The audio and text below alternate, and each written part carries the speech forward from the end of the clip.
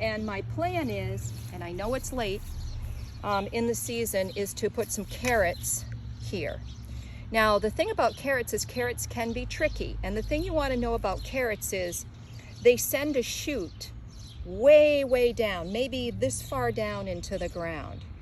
So you want to have your soil to be nice and loose so those carrots can grow down nice and straight. Generally, it's easier to do that if you have sandy soil. I don't have sandy soil here, and I'm not going to add sand to it. I don't have any sand to add to it, but I am going to dig, and when I'm digging, I'm thinking that shoot has got to go all the way down. So we're going to just keep prepping this soil.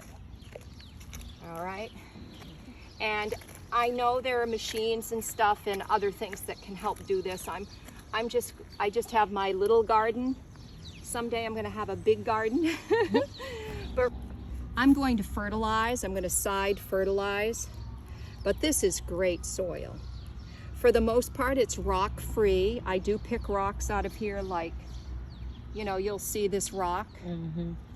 But rocks here aren't a huge problem. So when you think about your soil, the health of your soil, this soil is good. So when I fertilize, I just fertilize with an overall fertilizer. I'm not focusing on nitrogen or any of that kind of thing, potassium and any of that.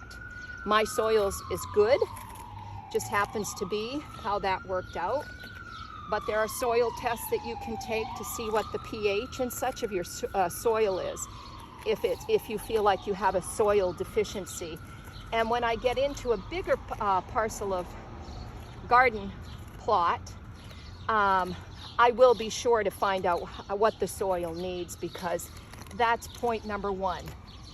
But again, this soil is good. I don't really need to see how fluffy it will go. This soil will go nice and fluffy.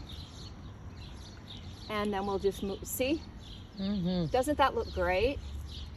As opposed to having it be packed in. Sure does. That's what we don't want. Think of yourself as a carrot.